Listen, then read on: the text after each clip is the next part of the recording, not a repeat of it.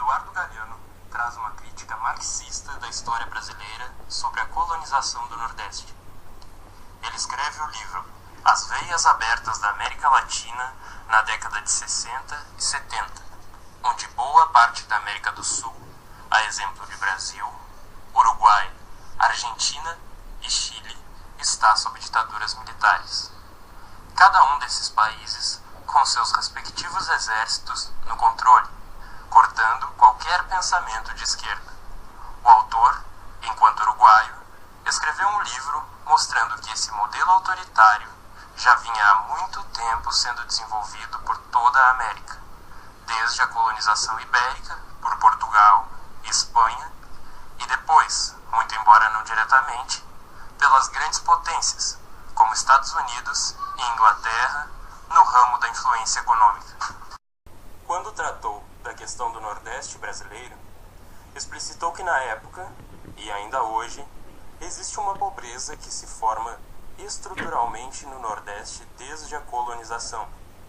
Enquanto na América Espanhola, o ouro e a prata foram facilmente encontrados, e por isso, somente muito tempo depois, começou o cultivo de cana em países como Cuba, no Brasil, pela demora a se encontrar metais preciosos, a exploração se dá na vegetação. Uma das regiões mais propícias para a exploração do açúcar no começo da colonização, produto extremamente caro na época, é o Nordeste. Atenta-se para o fato de que se chama Zona da Mata a região desmatada para o plantio da cana-de-açúcar. Todo o Brasil foi dividido em 12 capitanias, as capitanias hereditárias. As capitanias que integravam o Nordeste ficaram aos cuidados de algumas famílias. Sistema de monopólio que ainda hoje, em 2013, mais de 40 anos após a escrita do livro, mantém estas pessoas no poder. São os coronéis da atualidade. Os coronéis, que têm as capitanias, delegam os poderes às famílias próximas, famílias de sua escolha.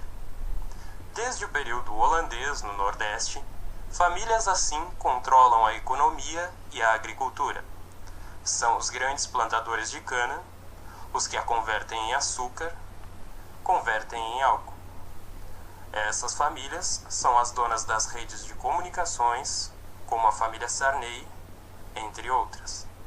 São, na atualidade, donas das melhores terras, normalmente onde passam os rios, passam os canais, onde há água. Sobrou, para quem não tem dinheiro, terra que não tem água. Na época das capitanias, a terra era de poucos. Hoje, a terra boa é de poucos. O que não é bom foi passado adiante. Sendo assim, se mantém um coronelismo, mesmo que disfarçado. Antigamente, não havia perspectiva de posse de terra. Hoje em dia, o quadro é mais complexo. O sujeito pode até ser proprietário, mas os coronéis impedem que a água chegue até essas terras. Os coronéis de hoje impedem que os insumos cheguem nessas terras. Os coronéis de hoje concentram todo o capital que o governo investe na região. Foi criada uma estrutura que segue nutrindo uma pobreza generalizada e monopolizando as riquezas. Essas famílias se escondem atrás de um falso status filantrópico, com discursos como: nós ajudamos vocês liberando determinada obra, dando determinado suporte.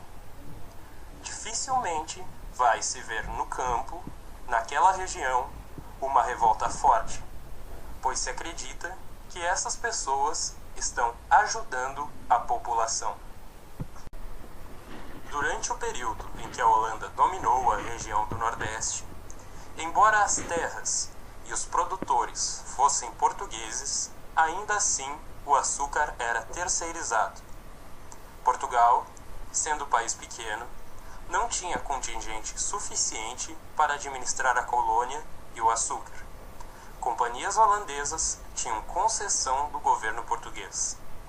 Os escravos, das famílias donas das capitanias plantavam a cana, que era colhida, carregada até as empresas de refinamento para ser moída e transformada em açúcar. As companhias holandesas ensacavam o açúcar e em navios transportavam até a Holanda para revendê-lo na Europa e pagar o que deveria ser pago ao governo português. Portugal não tinha tecnologia, não tinha conhecimento e não tinha mão de obra para tomar as rédeas desse processo.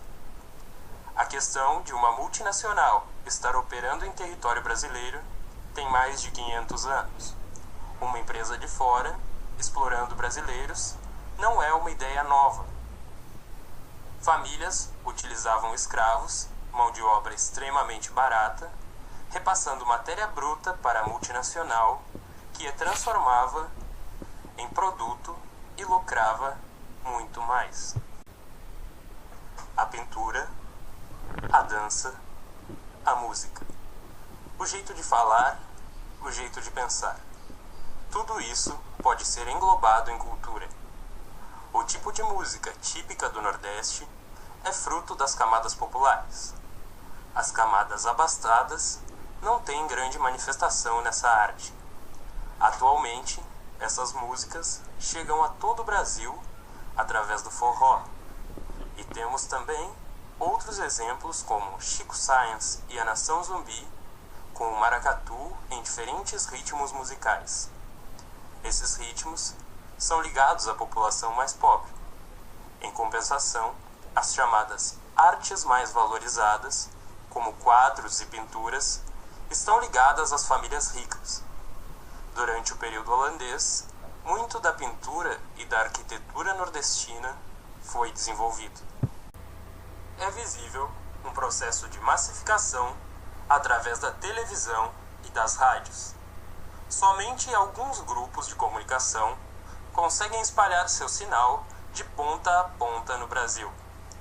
No Nordeste, estes grupos estão ligados às famílias tradicionais, transmitindo somente material que não critique ou agrida a estrutura de poder vigente. Dificilmente chegarão ao resto do país músicas contestadoras que critiquem a situação da pobreza no Nordeste. Isto é uma forma mascarada de repressão. Existe, então, a literatura de cordel, que sempre retratou a realidade pela ótica popular. O cordel é o melhor exemplo de onde, na expressão cultural, encontra-se essa representação. Em outras artes, se consegue visualizar. Jorge Amado é um bom exemplo, com livros que criticam e expõem a pobreza estrutural. Qual livros veremos na TV e em filmes? Gabriela, um livro leve, onde se evidenciam questões como a moralidade, retratando a pobreza como algo inocente. O livro Capitães da Areia é um bom exemplo dessa realidade nordestina. Crianças pobres, vivendo nas ruas e crescendo em meio à violência. O livro retrata os efeitos desse capitalismo no Nordeste, focando em algo que Gabriela não explicita: a falta de expectativas. Gabriela teve diversas adaptações: filme, novela, seriado. Capitães da Areia foi adaptado ao cinema, mas não existe comparação quanto à publicidade das duas obras.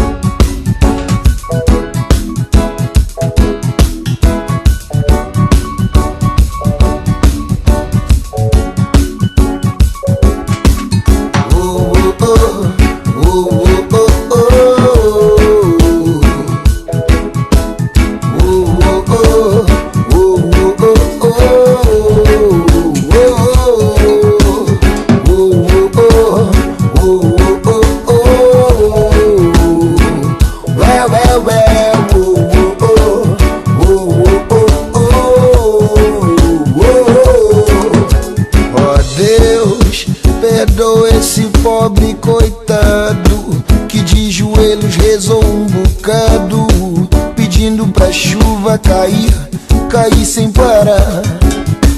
Ó Deus, será que o Senhor se zangou? E é só por isso que o sol se retirou, fazendo cair toda a chuva que há. Ó Senhor, pedi pro sol se esconder um pouquinho, pedi pra chover, mas chover de mansinho, pra ver se nascia uma planta no chão. Oh meu Deus, se eu não rezei direito, a culpa é